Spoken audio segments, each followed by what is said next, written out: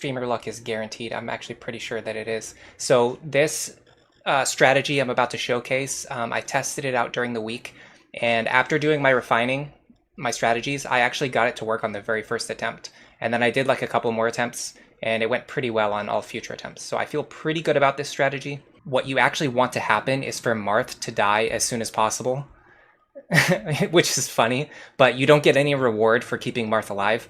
So what you really want to do is you actually want to protect the left lane and the right lane, and you need Marth to die as soon as possible so that the enemies will split up and attack your units, and you can enemy phase them. Lanku has access to the Levin sword. The reason is because I did get the Archer Chrom strategy to work. Because we're using Chrom as an archer, we actually can give the Levin sword to Lanku. So now we have 2 units who have 2 range attacks for chip damage. Now on the left side, I have Maribel taking Lanku's place. So not only is she good for repositioning, which is all I was using Lanku for, but she has more movement than Lanku, and she can use stabs. So it's just like a win-win situation. Another thing is that if you get inside here with Maribel, you can actually rescue people from over the walls and pull them into the center where it's safe if you need to. So it's really, really useful to have Maribel over here in the center. I'm going to be using Robin and Virion pair up because it's a really good pair up, and Virion's just a great unit. Chrom, I had to forge a bronze bow onto him. He's extremely strength screwed. He's 3 points below where his strength is supposed to be. So I had to forge like a pretty powerful bronze bow, but normally, Archer Chrom should work without needing to do that. Maybe you just need a strength tonic. The reason is because he needs just enough damage to kill this fellow right here. Sumia is going to be continuing to use the Killer Lance. I put a defense tonic in her inventory. What this does is it boosts her defense by 2 points for 1 battle. I really don't want to use it if I don't have to, but there's a situation where if she gets forced to fight one of these, if she gets into a situation where she needs to fight this specific unit and he has counter, then she needs the defense tonic to stay alive so that she doesn't kill herself with counter damage. On the right-hand side, Frederick is just loaded up with weapons. The hand axe, we might need to use. It depends on which enemies roll counter. The silver lance you need for turn 1. The Orson's hatchet, we're just going to try to use the rest of the charges if we can, so we can clear out our inventory. Sully is going to be pairing up with Frederick. If I was smarter, I would have gotten them to a C support before this chapter. I did not. Rickon actually hasn't really been doing very much. I'm trying to train him, but he just hasn't been helping as much as I would like, which is kind of funny because he should be better than Lanku at dealing ranged chip damage, but actually Lanku is even better even at that role. And then Lisa's just great. She's just a fantastic unit. All right, let's get started. I'm not going to check enemy skills. I don't really need to. Attempts on this map are extremely fast, so if I end up failing, then it's not really a big deal. I just fail. So typically what I will do is start over here. I put Sumia here, and then I have Chrom shoot over this wall. If he gets the dual strike with Sumia, they will kill this guy. Okay, so Sumia can't survive, so we're just going to reset until we get this dual strike. You get 2 chances to dual strike here, so it's extremely likely to happen, especially with even just the C support and Chrom's dual strike plus. Okay, this guy, we can actually fight him head on, which is good. If you get the opportunity, you definitely want to attack him head on. So first you got to check this thief. Okay, this thief having counter actually makes it so we can't attack him head on, but it's fine. I would say 90% of the time you won't be able to attack this guy head on. So you just have to do something like this. Just chip him down from range with these 2 units. And then next turn, we're going to pair up Robin and Virion together. Okay, so here's the trick to this strategy. Maribel stands here, and this will allow you to recruit Gaius on the next turn and reposition all of your units. The next thing you want to do is check these guys over here. If neither of these guys have counter, you can actually run in here with Frederick. This is the reason why I have Sully standing in this position. So what you do is you start like this. You go here. Silver Lance to one-shot this guy, unless he dodges. Vantage doesn't matter. It's actually fine if he dodges, come to think of it. It would be better if we hit him, but it's fine if he dodges. Okay, so what we're going to do now is switch to the bronze sword and then pair up.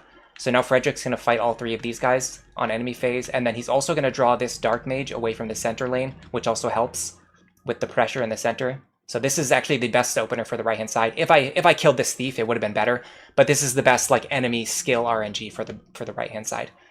And then what I would do in this situation is move Lanku, Rickon, and Lisa forward. And we will see what happens on enemy phase.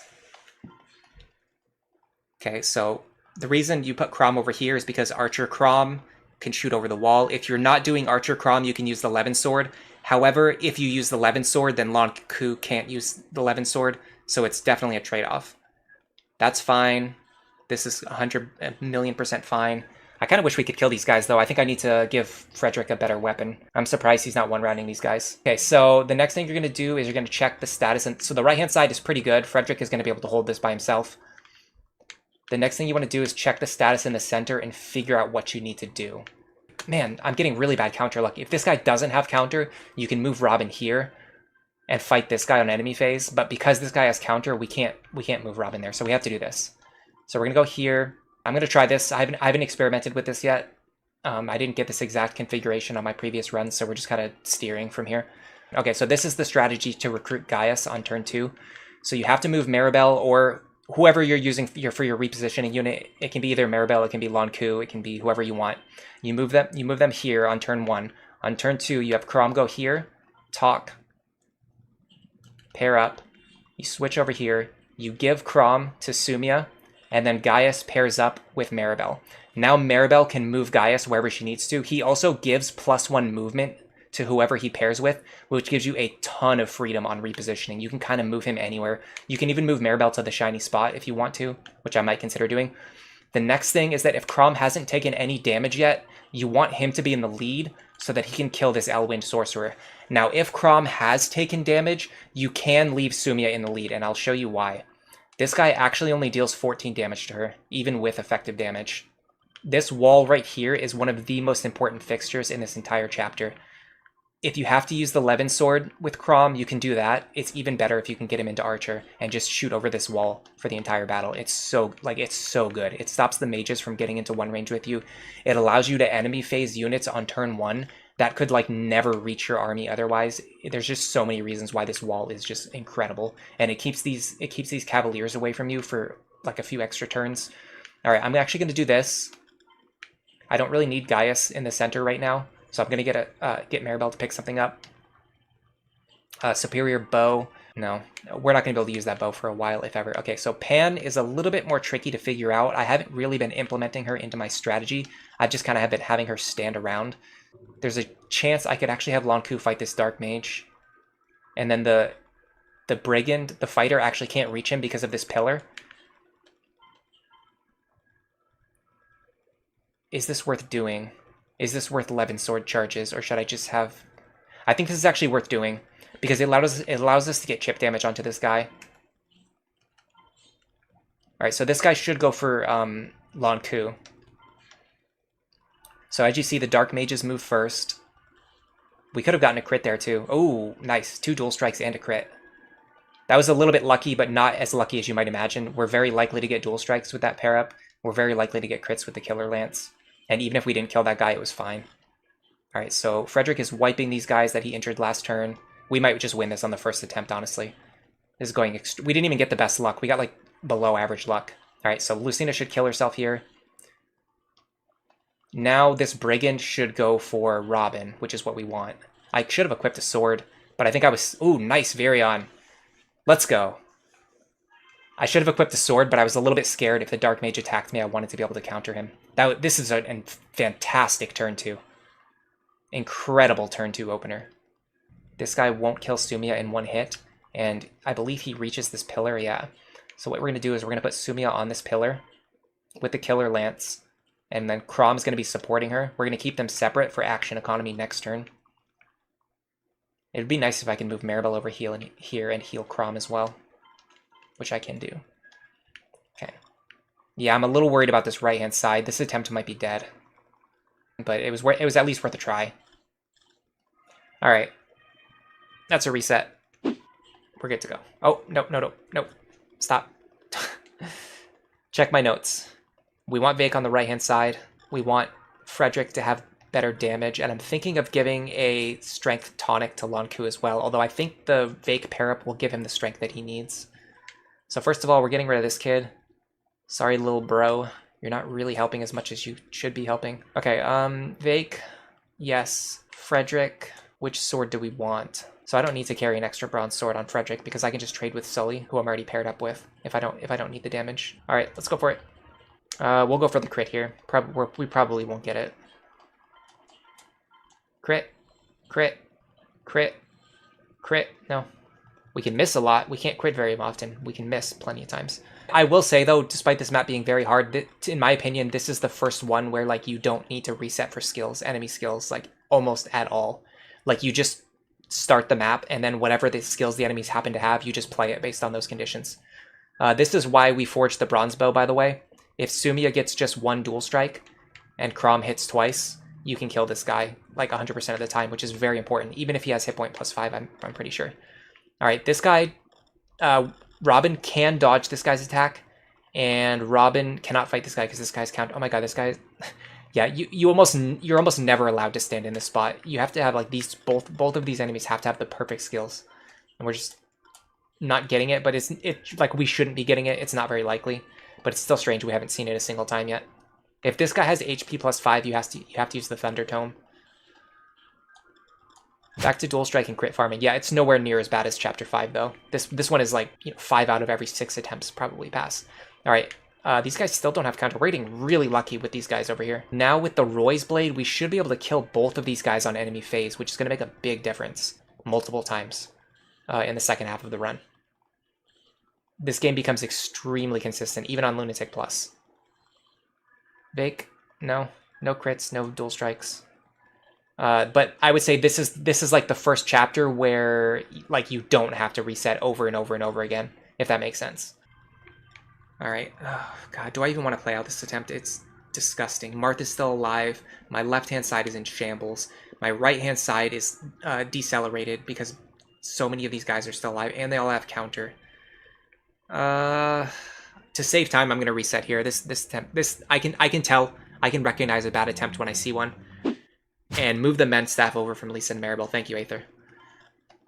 Let's do that right now before I forget. Because it's better for Maribel to be able to heal Chrom and Sumia back to full. Whereas Lisa always heals units to full with the heal staff because she has heal touch. Alright. Let me check the enemy skills. I'm going to start doing quick resets just on this guy here. Because if he has Aegis, it's not really worth playing. Okay, next I'm going to check this guy. Okay, so this guy we have to go for crits. Alright, let's see how this goes. Yeah, ooh, see, that would have been messy. That would have meant that we would have been at risk of dying from the second attack. Because we failed to dodge the first one. I think they just opened the door. They did. Okay, this attempt might be over. This attempt's probably over. I still have not gotten a single good opener in the middle. I've only gotten like average to below average openers in the middle. Alright, go for the quick reset here. We got it. Next we go here. And here. Fire Tome should kill. Yes. Okay, let me think about pushing Frederick further out. Because the right-hand side looks kind of gross anyway, I'm gonna try something interesting. I'm gonna use pass abuse. So I've talked about this many times that when enemies have pass, you can actually use it to your advantage. I'm wondering if there's a configuration where I can get Long Q just in range of this guy. No, there's not. Okay, never mind. It doesn't apply here. I'm gonna try to fight both of these guys anyway, just to be more aggressive. This is kind of a bad move, actually, because it puts Lanku not in the position where I want him to be for next turn, and Frederick, but let's just see how it goes. I'm in experimentation mode now. We're experimenting. Counter is dumb. It's one of the most annoying skills ever. I think I dislike Aegis and Pavis more, actually. They become more manageable later in the game, but so does Counter. But early on, I think Aegis and Pavis actually cause more problems than Counter does. Get him. I'm wasting Silverlance charges. I don't like doing that. But, and then I still have the Dark Mage in the center. That didn't really accomplish anything. I can at least do this. I can at least do this opener in the center. It's like the one good thing is that we can at least do this opener in the center. Also, we left that guy. I forgot to give the Strength Tonic to Virion again. Ah. Hold on. Strength Tonic. to Virion. Either that or I forge his bow. Yeah, it's gonna be like a 2 to 3 hour clear. We're not gonna get the So I think Virion and Lanku both want like slightly more damage. I'm thinking about giving them both a strength tonic to make future attempts more consistent. Because we're having problems that we don't really need to be having. So you go like this. Bronze bow. You take him. Does heal get there? No. So we mend here. Sumia goes here. And then we grab Gaius. But because we're grabbing Gaius, we can't use Pan to draw out the thief either. So that's slightly suboptimal. It's like you're always making trade-offs. Like to make the left more consistent, you have to pull units away from the center. To put units in the center, you have to pull units away from the left. That's what makes this map in particular so difficult. You do not have enough units to cover all 3 lanes. And so you always end up scrambling. So I've got to do this. Can I use Vake? Dual strikes? Maybe. Okay. Then we go like this. Vantage doesn't matter. He doesn't really hit me for that much damage anyway. I could have switched to the bronze sword here. Not a huge deal. It's a minor suboptimal play. Oh, yeah. See, Lisa's in the wrong position here. She can't do what she needs to do. Lisa needs to be able to move to the right side of Frederick, but she can't because I put her in the wrong spot on turn 1. So yeah, I need to stop screwing around with my turn 1 openers. I need to stick to what I know works. Okay, so Frederick's dead. Let's see if this left-hand side works, and then let's see what happens on the right-hand side. But we're kind of screwed anyway.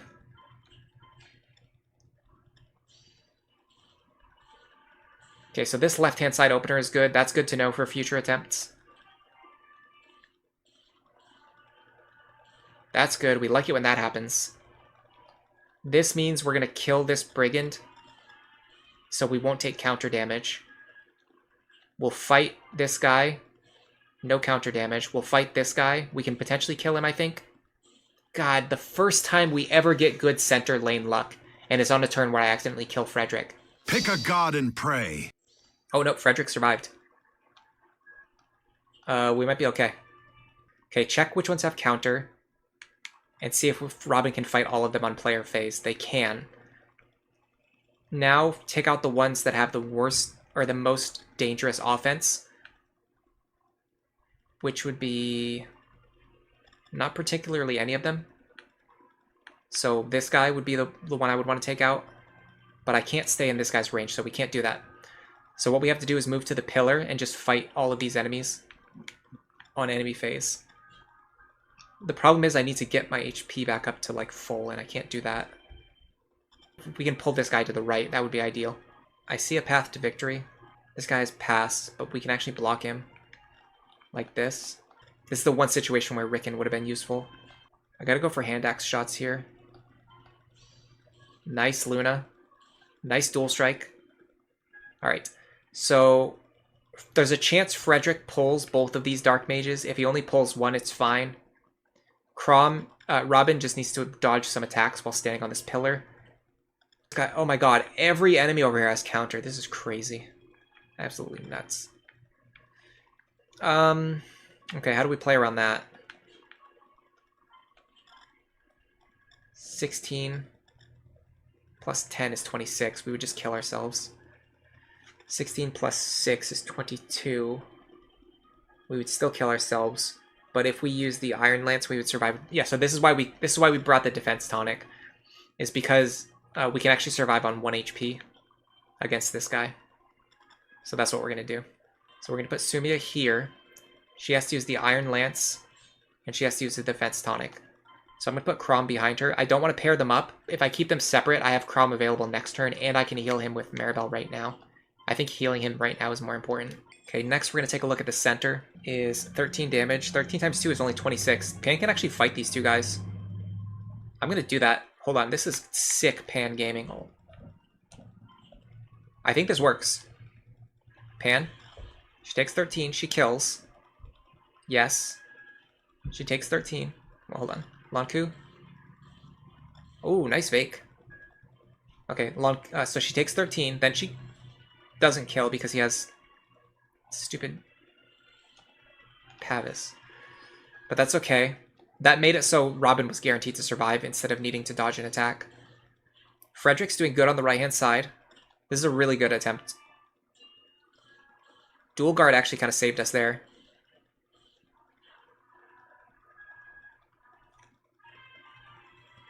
This is the run, maybe. Yeah, we kind of got bailed out by dual guard though, and we're not home yet. We're in the home stretch, but we're not home yet. Okay, so what we really want to do, if possible, we want to clean up all of these enemies. It might be possible to do that. It might be possible to clean up everything that's not in the red aura. We're gonna have Frederick run over here and one-shot this guy, so he's not putting pressure on the center anymore. Okay, we just totally cleaned up the center with that one move. Next, Lonku, Killing Edge, one-shots here. Never in my life will I ever use Lowman strats. Look at how much work, like, we got so much extra value out of having Pan, like Lonku, Vake, Maribel, Lisa, Sully, Virion. Like, every single one of these units did work in this chapter. Okay, pretty good chance we can clean up these guys. I'm going to start with Chrom and Sumia, switch to the Killer Lance, go here. This is extremely likely to kill. I talked about this before too, about how getting rid of the Rapier and the Falchion causes you to lose like Chrom's best offense, but bows are so good. Like, I didn't need to use the Rapier there, I just used the Bronze Bow instead. And if I used the Rapier, Chrom actually would have taken damage. But because I used the Bronze Bow, he didn't take any damage. It's so useful to have like Chrom in the Archer class. This is just one of the really great examples. I don't think it's worth wasting a Wilderwind charge here. I think we go Fire Tome. We go for dual strikes. We probably won't get it, but if we do, it's great. Okay, it's fine. So what you do from here is you go Sumia here. I gotta make sure I can kill him with the Iron Lance, which I can. It deals 5 damage. 15 on a crit, even better. I have +5 crit because I'm standing next to Robin, by the way. QS says Lowman is also just boring. Yeah, I do agree, actually. Even if Lowman was like the optimal strategy, I still wouldn't like it just because I find it boring. But I actually believe that in Lunatic Plus, and possibly even in Lunatic, even though people believe Lowman is the best strategy, I actually believe that it's not. I'm pretty sure having support units, like staff users especially, is better than Lowmaning. Mike says bows are underrated.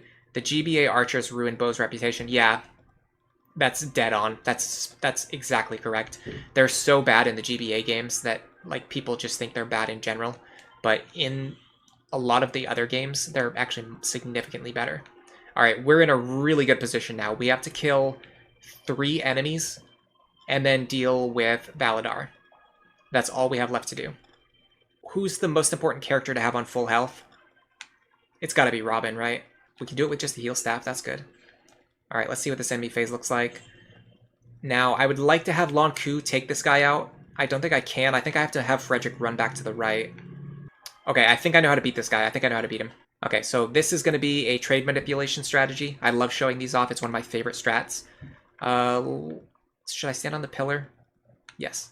Stand on the pillar just for swag. You don't need to. I'm just doing it just to look cool. So you go like this. 2 11 sword hits. Now we don't have enough damage to kill him on enemy phase. So when we hit him, we will kill ourselves with counter damage. However, I move Vake over here.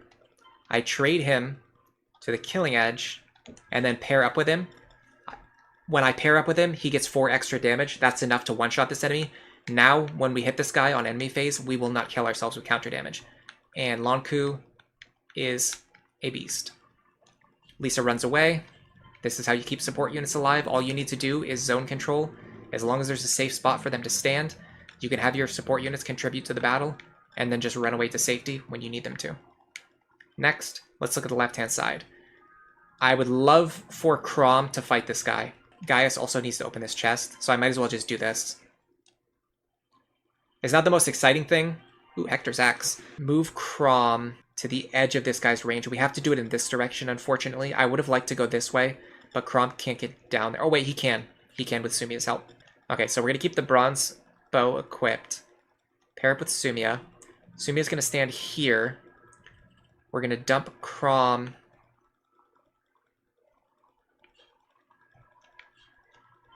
at the edge of this guy's range so we can fight him on enemy phase. So he's going to hit us with Nosferatu. He's not going to heal himself. We're going to counter him with 2 hits. If we get a dual strike, we kill him.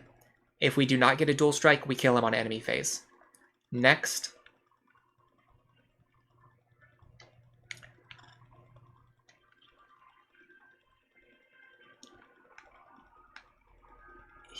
I'm going to move Robin here. Frederick's going to go here. There's a reason why I'm doing this, and it has to do with Validar. Frederick's going to go here. I'm going to mend because I need Frederick on full health. That's fine. He doesn't heal himself. We get the dual strike. That's even better. Lanku doesn't counter damage himself because of the trade manipulation strategy we used. Now all we have to do is take out this guy, and then we just have to set up a kill on Validar. The scariest thing about Validar is that he has Vengeance, which means that once his HP gets low, he has a very high chance of just killing you. It's like a 30-something% chance, which is, you don't want to take that risk if you don't have to. The way to play around this is by fighting him on enemy phase whenever possible. So in order to do that, I'm going to increase my dual strike chance as high as I possibly can and make sure that I have enough speed to double him. To do that, I'm going to pair up with Chrom. He seems like my best unit. I'm also going to stand on the pillar. If he doesn't hit you, then he can't trigger Vengeance. That's something that's really important to keep in mind. If he can't hit you, he cannot trigger Vengeance. So dodging or dual guarding is a way to play around Vengeance. It's not the most reliable, but again, it's better than just instantly getting a game over. I'm not in any rush to kill Validar because I've already cleared up all of the other enemies. Nice. I love the Chrom Sumia pair up. It's so strong in the early game, and it just like snowballs for the rest of the game. All right, we're going to get our free secret book. Lisa doesn't even need to heal anybody. They're totally safe. I'm going to start moving into the center. So what you can do from here is you can actually pull Validar away from Emerin and make him come this way and fight you on this pillar. Transfer Chrom over to Frederick. Okay, so here's the situation. He's going to run over to us. He's going to attack us. If Vengeance triggers, it does nothing because he's on full HP. He will hit us for 27 minus 5 damage, which is 22. Minus 1 from the pillar. We'll take 21 damage. 34 minus 21. We will be on 13 HP. With 17 speed from the pair up, we can double him. So we will hit him twice for 15 damage per hit. That's 30 damage. He will be on 13 HP. This will make his next Vengeance extremely scary. However, we can almost definitely kill him before he triggers it. Additionally, if Chrom lands any dual strikes, it probably kills Validar. And because we're using Solidarity from Robin, we can't be crit. We dodged anyway, and we crit anyway, and we dual striked. Oh my god, what a legend. Support. Keep in mind, 70% of what just happened, like the reason that went so well, is not because Frederick is overpowered. It's because Chrom is an amazing support unit, and because Robin is an amazing support unit. Like, everything that just happened was because of our support ranks, because of Solidarity, because of, like, Charm, Solidarity, the extra speed, the extra defense, or not defense, but the extra speed, the extra attack, the extra skill for the crit, like we landed a crit. Solidarity, again, giving us a crit chance. This leaves Validar on 4 HP. We can have almost anybody kill him now and get the experience. All right, Sumia. Crit didn't matter. We were going to deal 4 damage anyway. And that's how you get level 7 Sumia.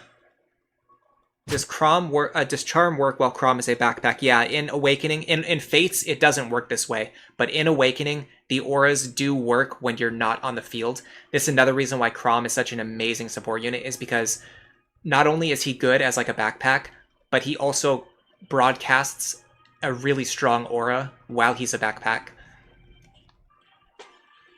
Yeah, I'm glad we got through that. It was a really fun stream. Pretty bad chapter. Pretty bad. I think I could have played it a little bit better. We had like 3 or 4 attempts fail to miss plays, and then like 3 or 4 attempts fail to like bad RNG. So theoretically, we could have cut the time in half. Instead of 2.5 hours, this could have been like 1.5 hour stream. But I am going to go make some food. That's my routine after streaming. If you have not drank any water anytime soon, I recommend you go drink some water. For now, enjoy the rest of your day.